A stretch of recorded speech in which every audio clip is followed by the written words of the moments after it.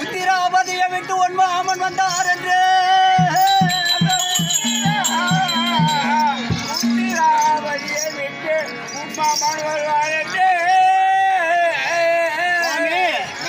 உத்திராபதியை விட்டு ஒன்மாமன் வந்தார் என்று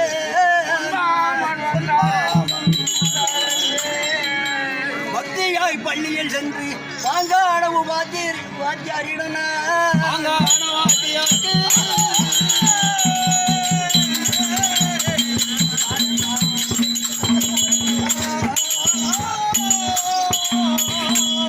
அவர் சித்தமோ மகிழ செய்து சீக்கிரம் அழைத்து வருவேன்.